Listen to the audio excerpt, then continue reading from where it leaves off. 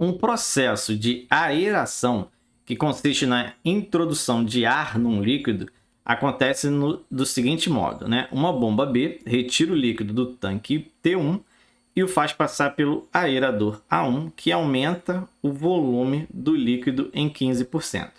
Em seguida, pelo aerador do A2, ganhando um novo aumento de volume de 10%.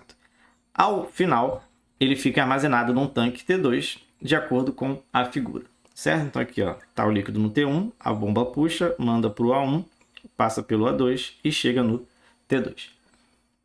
E aí, continuando, os tanques T1 e T2 são prismas retos de base retangulares, sendo que a base de T1 tem comprimento C e largura L. E a base de T2 tem comprimento C sobre 2 e largura 2L. Para finalizar o processo de aeração, sem derramamento de líquido em T2, o responsável deve saber a relação entre a altura da coluna de líquido que já saiu de T1, denotada por X, e a altura da coluna de líquido que chegou a T2, denotada por Y. A equação que relaciona as medidas das alturas y e x é dada por... Então, ele quer aqui a relação, as medidas das alturas y e x. Tá? Então, vamos lá. Vamos lá, só para a gente, né, tentar entender o que está acontecendo aí, né? A gente vai ter um determinado líquido em V1, desculpa, né? Em T1, que é o tanque aí número 1. T1. E aí, esse líquido ele vai sair dali, ele vai chegar lá no A1. Só que nesse processo ele vai aumentar o volume, né? Ele vai aumentar em 15%. Então, aqui mais 15%, né? Que ele disse aqui, na primeira passagem, para chegar no A1. Depois, ele vai chegar lá no A2 com um novo aumento, né? Mais de 10% de aumento. E aí sim, depois disso, ele chega lá no T2 e acabou, tá? Vamos chamar o volume lá inicial, né, de V1, que seria o volume no T1. Então, o que vai acontecer? Ele vai sair daqui do V1, ele vai chegar lá no A1, vou fazer aqui de outra cor, tá? Ele vai chegar aqui como sendo V1, né? Ele vai sair, vai chegar lá no A1 com 15% de aumento, tá? Então, ele vai chegar com o que ele tinha, que é o volume que ele tinha, mais os 15% de aumento. 15% de V1 é 0,15. Então, 0,15 de V1. Então, eu só transformei aqui a porcentagem em fração, né? 15% é 15 sobre 100, que isso vai dar 0,15. Então, ele vai chegar no A1 com 1,15 de V1, tá? 1,15 do volume inicial. Depois, ele vai para o V2. Quando ele chegar no V2, ele vai sofrer mais um aumento de 10%. Então, ele vai ficar com o que ele já tinha, 1,15 de V1, mais esses 10% de aumento. E 10% de 1,15, é só dar uma casa com a vírgula, né? Vai ficar 0,115 de V1, tá?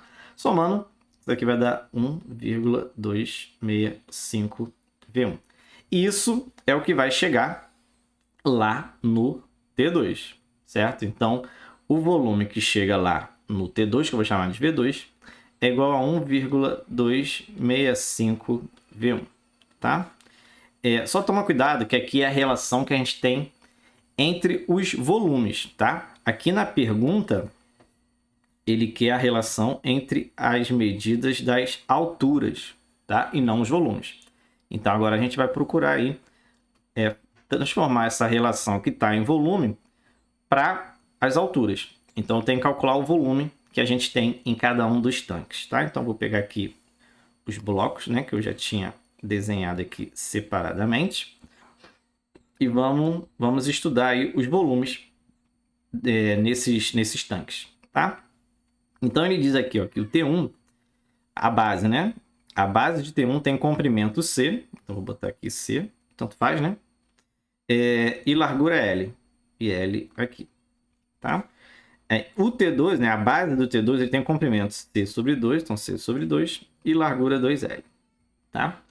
Para quem não lembra, né, o volume de qualquer sólido, que aqui eu vou chamar de V1, que está no T1, é a área da base, aí nesse caso a área da base do T1, então vou chamar AB1, vezes a altura, tá? E aqui é a mesma coisa. V2 é igual à área da base do tanque 2 vezes altura 2, né? Altura 1 e altura 2, tá? E ele disse mais uma coisa aqui, ó. A altura da coluna de líquido que já saiu de T1, ele vai chamar de X. Então aqui ele vai chamar de X, essa altura. E de Y, a do T2. Y aqui, tá? Então agora que a gente já consegue calcular o volume de cada um desses sólidos, para depois levar para aquela fórmula que a gente encontrou ali, aquela equaçãozinha que a gente encontrou em verde aqui no início, né? Essa daqui, tá? E aí a gente vai conseguir relacionar as alturas, tá? Então a área da base 1, vou fazer aqui embaixo, né? A área da base 1, como é que é um retângulo, é C vezes L, tá? Então aqui é C vezes L, não preciso fazer muita coisa. A área do tanque 2 é também, né? É um retângulo, base vezes altura, C sobre 2 vezes 2L. Então, C sobre 2 vezes 2L. Só que aqui, eu posso cancelar, né? Esse 2 com esse 2. Então, vai me sobrar aqui somente C vezes L, tá?